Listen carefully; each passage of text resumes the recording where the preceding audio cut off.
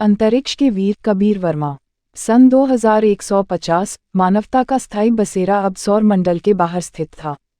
धरती की जिंदगी के लिए योग्यता लगभग समाप्त हो गई थी। अंतरिक्ष में बसे मानव नगर, आकाशगंगा नगर, नई पीढ़ी को आशा और संकल्प का साधारण वातावरण प्रदान करता था।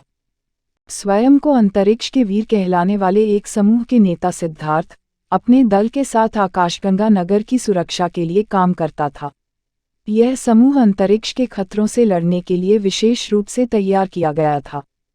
एक दिन एक आपाती संदेश मिलता है जो सूचित करता है कि एक दूरस्थ खगोलीय वस्तु आकाशगंगा नगर की ओर तेज गति से आ रही है।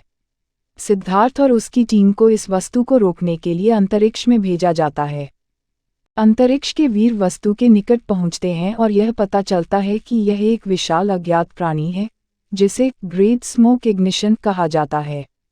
यह प्राणी सूर्यीय ऊर्जा को अपने शरीर में संग्रहित करता है और इसे विस्फोटक हमलों के रूप में उपयोग कर सकता है। इसकी शक्ति इतनी विशाल है कि यह आकाशगंगा नगर को पूरी तरह से नष्ट कर सकती है। सिद्धार्थ और उसकी टीम को समय के अभाव में एक त्वरित योजना बनानी होती है।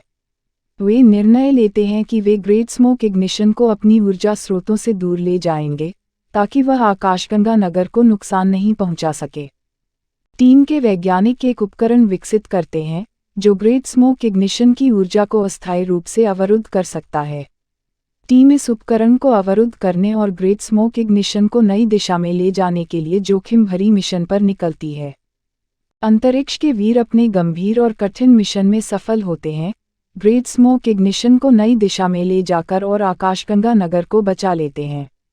इस प्रक्रिया में वे अपनी सामर्थ्य और साहस की परीक्षा लेते हैं और एक नई और गहरी संबंध विकसित करते हैं। आकाशगंगा नगर के निवासियों को उनके साहसिक काम के लिए धन्यवाद दिया जाता है और सिद्धार्थ और उसकी टीम को अंतरिक्ष के वीर के रूप में याद किया जाता है। इस मिशन के बाद सिद्धार्थ और उसकी टीम को समझ में आता है कि अंतरिक्ष में अभी भी कई अज्ञात और खतरनाक प्राणियों और घटनाओं का सामना करना होगा। वे आकाशगंगा नगर की सुरक्षा के लिए निरंतर अपनी तैयारियां और अभियान चलाते हैं। अंतरिक्ष के वीर और आकाशगंगा नगर की जिंदगी की कहानी संकल्प, साहस और मानवता की क्षमता का प्रतीक होती है।